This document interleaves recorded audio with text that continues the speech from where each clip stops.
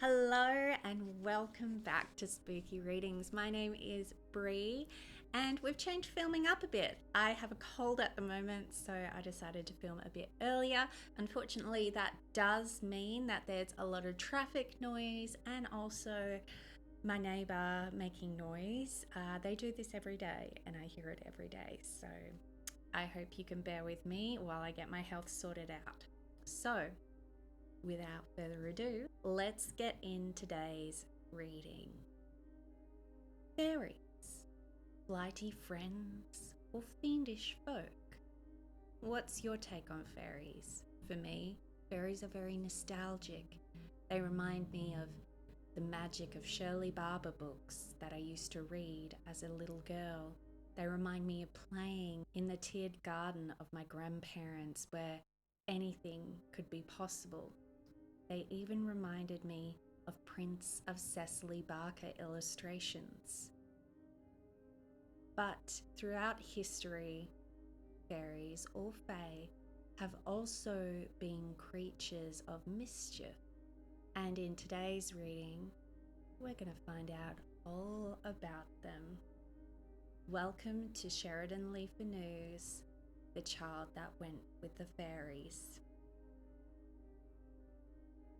Eastward of the old city of Limerick, about 10 Irish miles under the range of mountains known as the Slavelim Hills,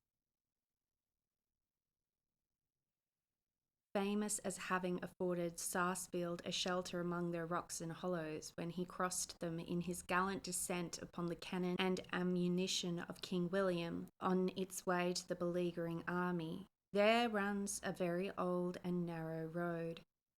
It connects Limerick Road to Tipperary with the old road from Limerick to Dublin, and runs by bog and pasture, hill and hollow, straw-thatched village and roofless castle, not far from 20 miles. Skirting the heathy mountains of which I have spoken at one part, it becomes singularly lonely.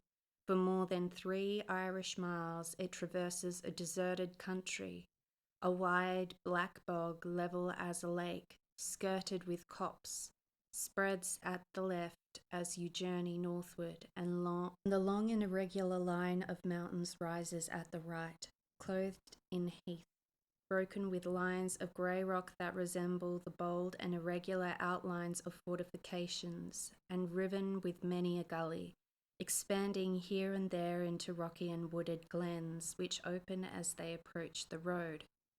A scanty pasturage, on which browsed a few scattered sheep or kine, skirts this solitary road for some miles, and under the shelter of a hillock and of 2 or 3 great ash trees stood, not many years ago, the little thatched cabin of a widow named Mary Ryan. Poor was this widow in a land of poverty. The thatch had acquired the grey tint and sunken outlines that show how the alternations of rain and sun have told upon that perishable shelter. But whatever other dangers threatened, there was one well provided against by the care of other times.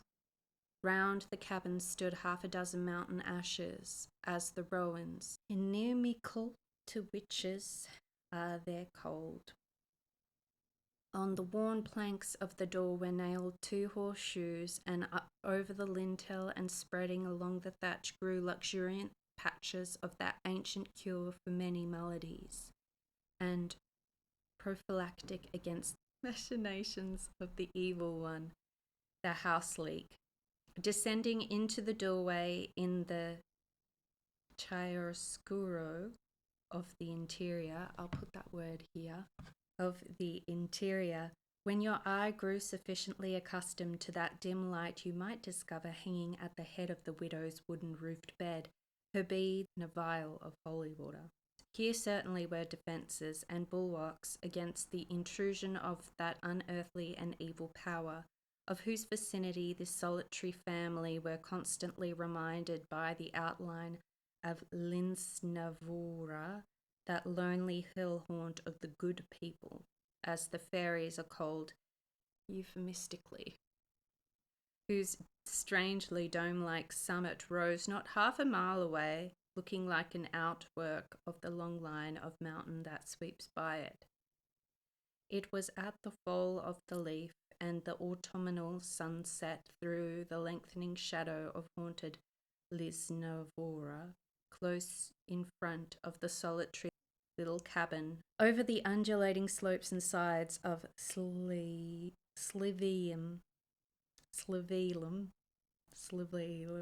The birds were singing among the branches in the thinning leaves of the melancholy ash trees that grew at the roadside in front of the door.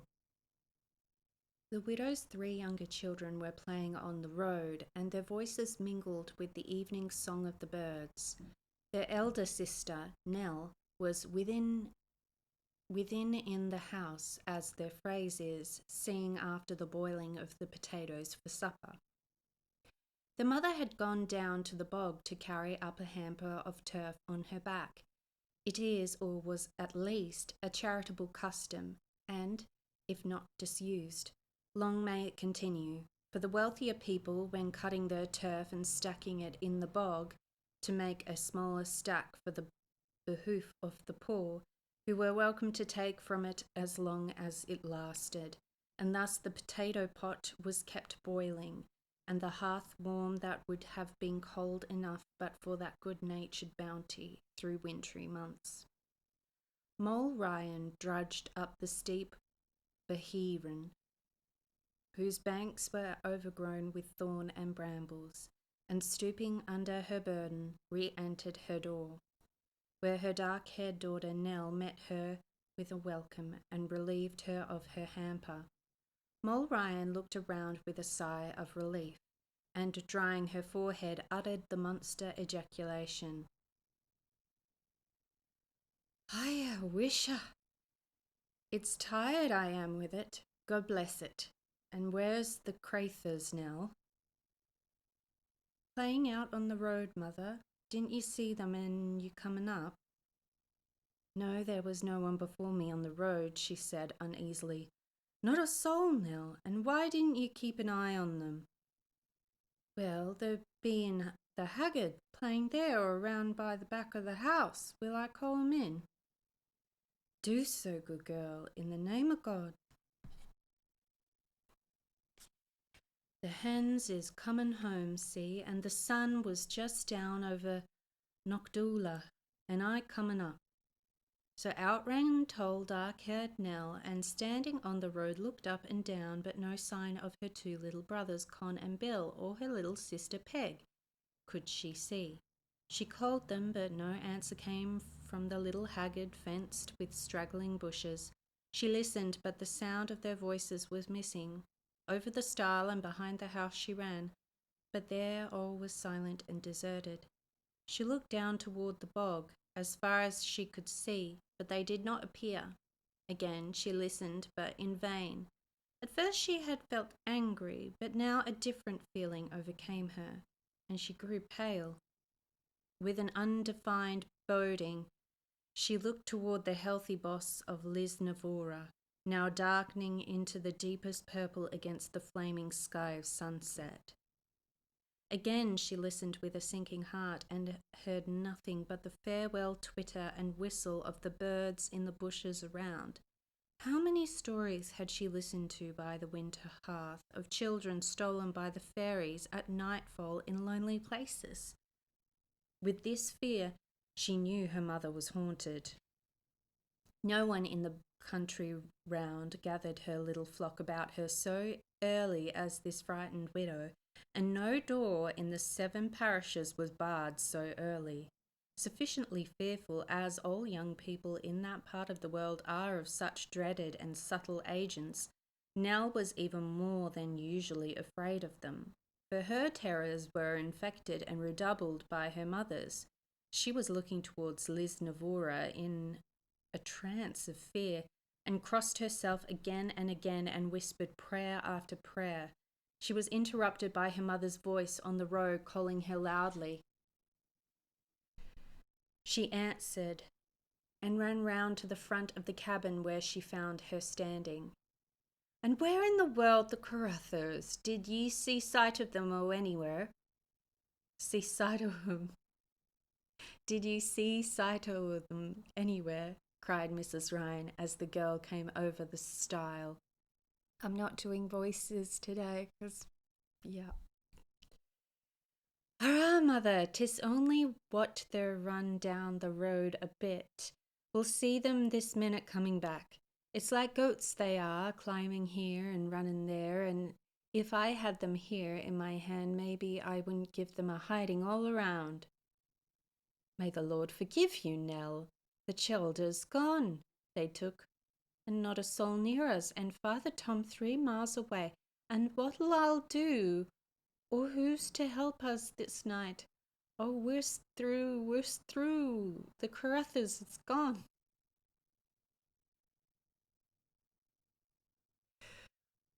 The language in this is so dependent on the accent. So my apologies. It's actually quite a difficult one compared to last week's language. Wished mother be aisy. Don't ye see 'em coming up? And then she shouted in menacing accents, waving her arm and beckoning the children who were seen approaching on the road, which some little way off made a slight dip, which had concealed them. They were approaching from the westward and from the direction of the dreaded hill of Lisnavora. But there were only 2 of the children, and one of them, the little girl, was crying. Their mother and sister hurried forward to meet them, more alarmed than ever. "Where is Billy? Where is he?" cried the mother, nearly breathless, so soon as she was within hearing. "He's gone. They took him away, but they said he'll come back again," answered little Con, with the dark brown hair. "He's gone away with the grand ladies," bubbled the little girl.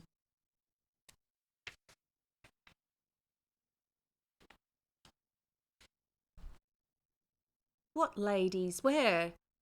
"Oh, Liam, Asthora, my darling, are you gone away at last? Where is he? Who took him? What ladies are you talking about? What way did he go?" she cried in distraction. "I couldn't see where he went, mother. 'Twas like as if he was going to Lisnavora." With a wild exclamation, the distracted woman ran on towards the hill alone, clasping her hands and crying aloud the name of her lost child. Scared and horrified, Nell, not daring to follow, gazed after her and burst into tears, and the other children raised high their lamentations in shrill rivalry. Twilight was deepening.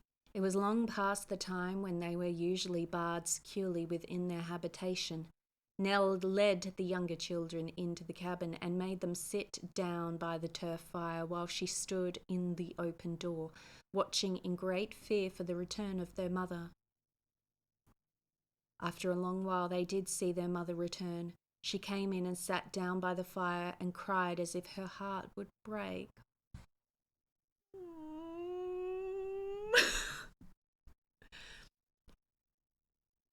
"Will I bar the door, mother?" asked Nell. "I do. Didn't I lose enough this night without lavin' the door open for more years to go? But first take and sprinkle a dust o' the holy waters over ye. Aquilshla. I don't know what that word is. We'll put it down here." I love these things.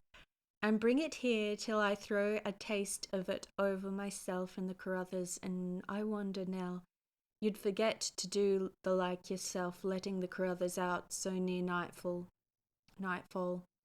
Come here and sit on my knees, Asthora.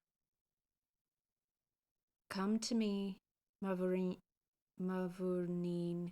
and hold me fast in the name o' God, and I'll hold you fast that none can take yous from me, and tell me all about it, and what it was, the Lord between us and harm, and how it happened and who was in it. I think a lot of these are Irish Gaelic terms for like family names, like pet names. So I'm really butchering it, and it's kind of sad because this story happens near Limerick, and that's actually, I'm pretty sure Limerick is where my ancestors are from. So, my apologies. The Lord between us and harm, and how it happened, and who was in it. And the door being barred, the two children, sometimes speaking together, often interrupting one another, often interrupted by their mother, managed to tell this strange story, which I had better relate connectedly in my own language.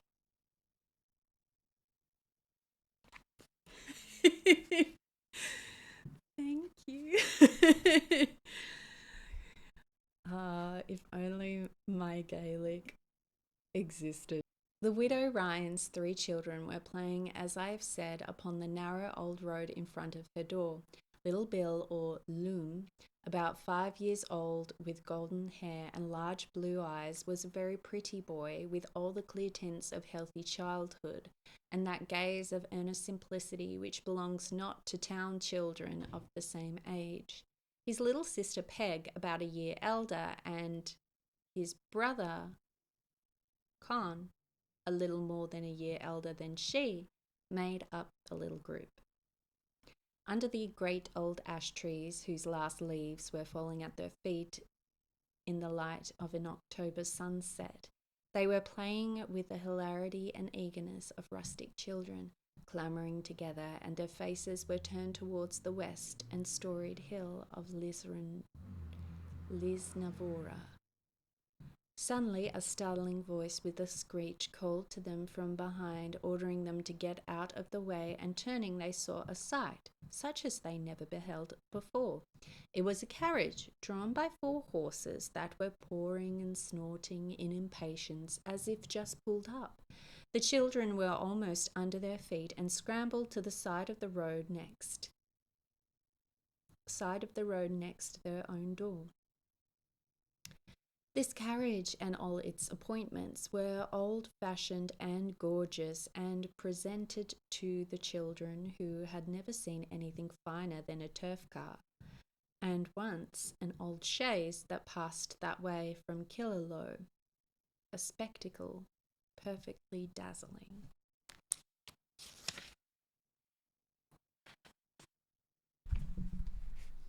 Here was antique splendour.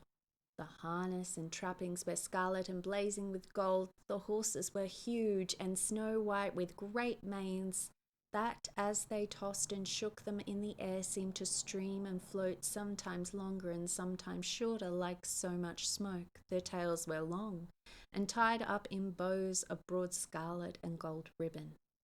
The coach itself was glowing with colours, gilded and emblazoned. There were footmen in gay liveries and 3 cocked hats, like the coachman's, but he had a great wig like a judge's, and their hair was frizzed out and powdered, and a long thick pigtail with a bow to it hung down the back of each. All these servants were diminutive. All these servants were diminutive. All these servants were diminutive. All these servants were diminutive.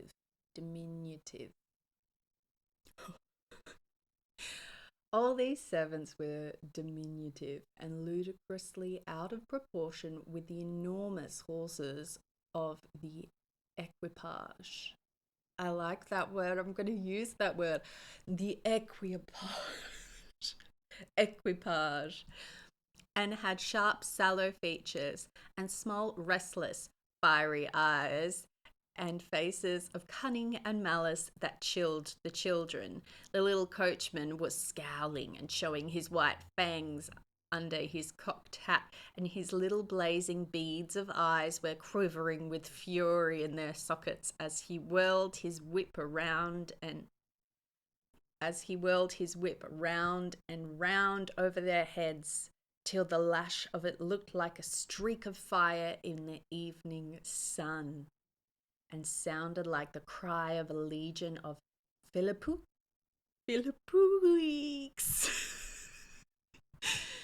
Legion of Philippuix in the air.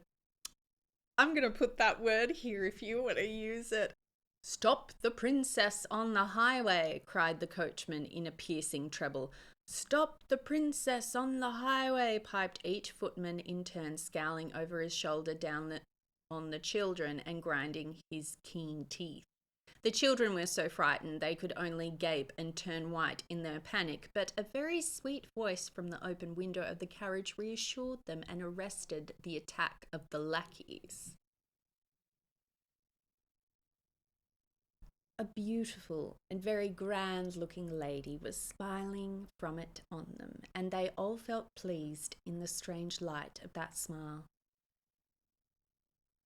"The boy with the golden hair, I think," said the lady, bending her large and wonderfully clear eyes on little Loom. The upper sides of the carriage were chiefly of glass, so that the children could see another woman inside whom they did not like so well. "Oh, this was a black woman with wonderfully long neck hung around with many strings of large variously coloured beads, and on her head was a sort of turban of silk striped with all the colours of the rainbow, and fixed in it was a golden star.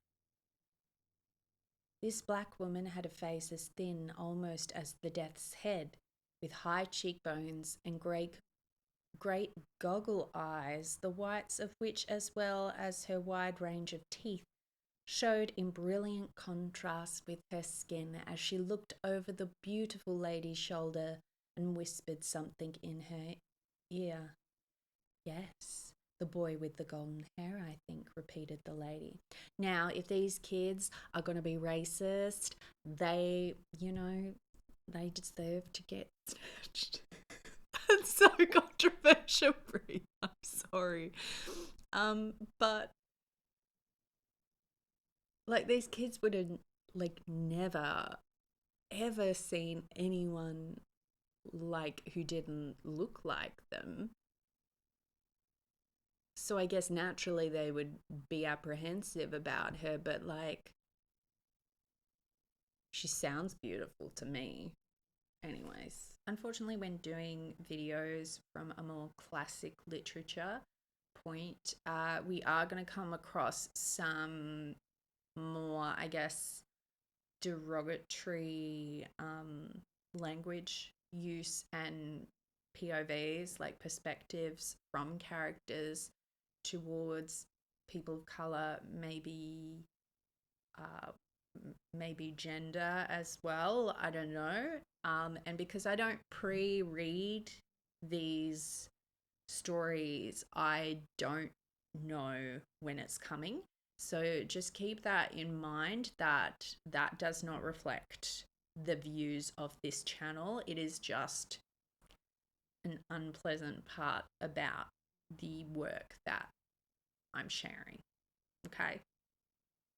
And her voice sounded sweet as a silver bell in the children's ears, and her smile beguiled them like the light of an enchanted lamp as she leaned from the window with a look of ineffable fondness on the golden hair boy, with the large blue eyes, insomuch that little Billy, looking up, smiled in return with a wondering fondness, and when she stooped down and stretched her jewelled arms towards him, he stretched his little hands up, and how they touched the other children did not know, but saying, "Come and give me a kiss, my darling." She raised him, and he seemed to ascend in her small fingers as lightly as a feather, and she held him in her lap and covered him with kisses. Stranger danger, guys. Stranger danger. Nothing daunted, the other children would have been too happy to change places with their favoured little brother. There was only one thing that was unpleasant and a little frightened them, and that was the black woman who stood and stretched forward in the carriage as before.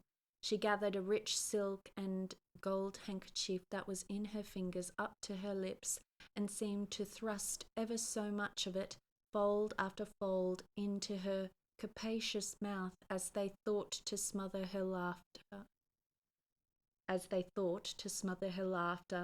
with which she seemed convulsed, for she was shaking and quivering, as it seemed, with suppressed merriment. But her eyes, which remained uncovered, looked angrier than they had ever seen eyes look before.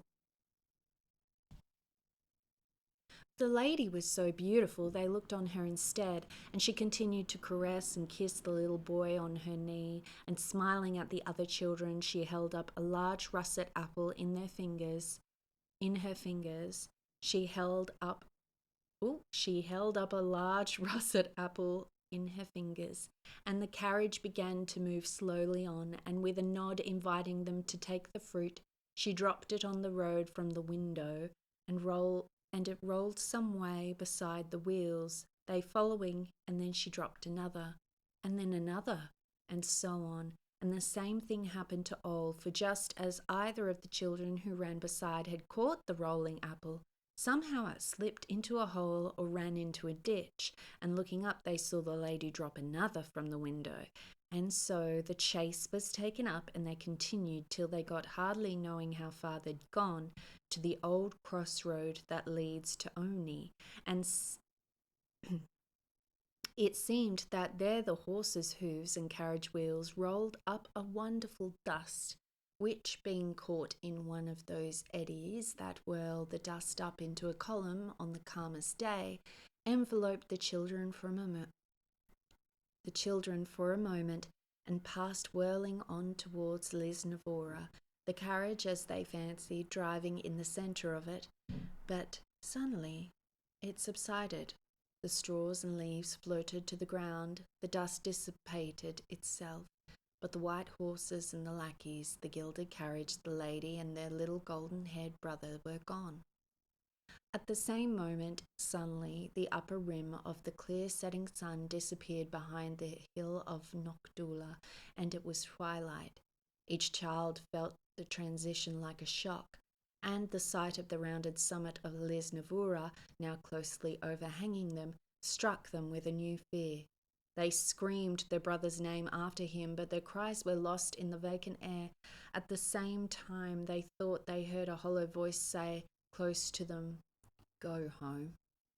Looking round and seeing no one, they were scared, and hand in hand, the little girl crying wildly, and the boy, white as ashes from fear, they trotted homeward at their best speed to tell, as we have seen, their strange story.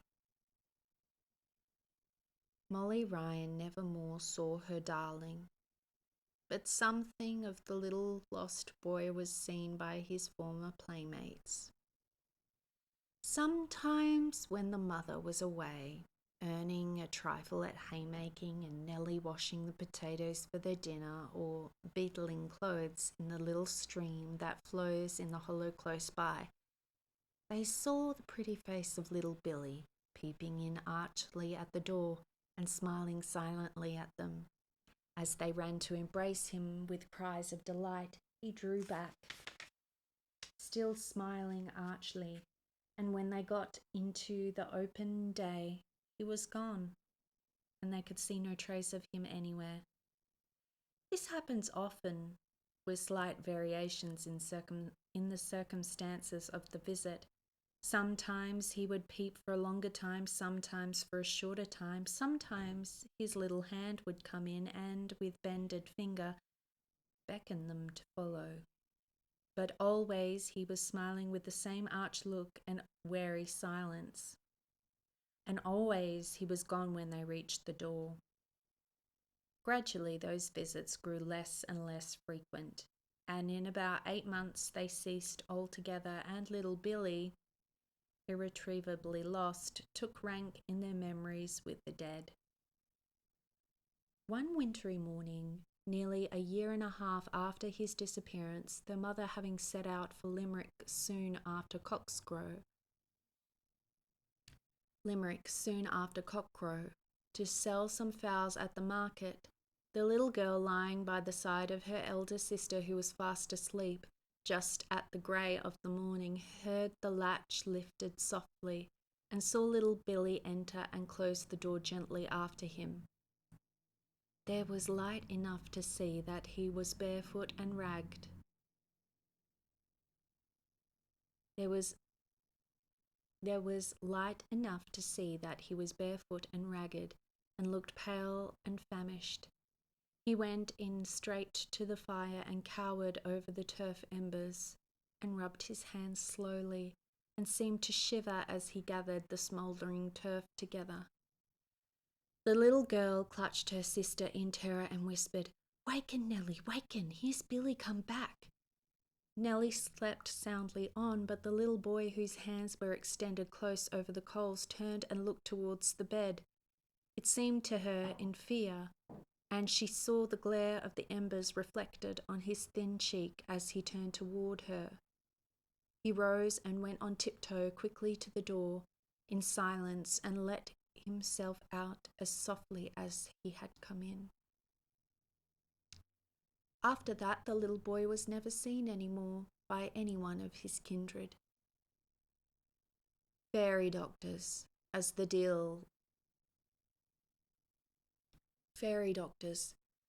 dealers in the preternatural, who in such cases were called in, are termed, did all that in them lay, but not in vain. Father Tom came down and tried what holier rites could do, but equally without result. So little Billy was dead to mother, brother, and sisters, but no grave received him. Others whom affection cherished lay on holy ground in the old churchyard of Abington, with the headstone to mark the spot over which the survivor might kneel and say a kind prayer for the peace of the departed soul. But there was no landmark to show where Billy was hidden from their loving eyes, unless it was the old hill of Lisnavora that cast its long shadow at sunset before the cabin door, or that white and flimsy in the moonlight. In later years would accompany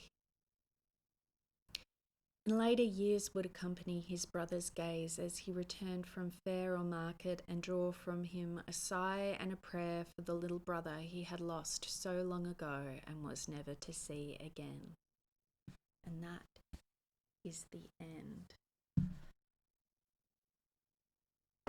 Oh, another sad one. I think these stories are interesting, like fairy stories. In a way, I think they're a warning of stranger danger, but they're also a warning of, going off on your own, and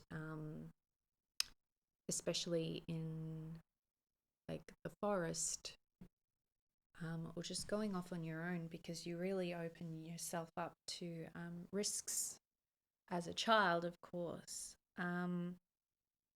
Next week we will be heading into, let me know what you thought about that one. And next week we will be heading into hopefully some Livcardo Hearn's Quaidan. I was going to do it this week, but I wanted to be better before I was going to do it this week, but I wanted to be better before I tackled it. So we will be doing that next week, and I'm not sure how it's going to go. It might be like a short compilation, and we might go through some history, kind of cultural stuff at the start as well, because I have a lot to share on that. In the past, I lived in Japan and I studied Japanese as my major at university, so there are some interesting cultural notes that I want to share with you before we get into those stories. As always, thank you for listening, and I hope that you do not get swept away by the fairies. I found that tonight's story was very a typical fairy story. I have heard some um, on the internet before that are very, yeah, this is very cut and polished. Child gets taken away by the fairies, is never seen again. So, yeah. Anyway, stay fabulous and stay healthy. I'm trying my best to. And yeah, take care. All right, until next time, I'll see you soon. Bye.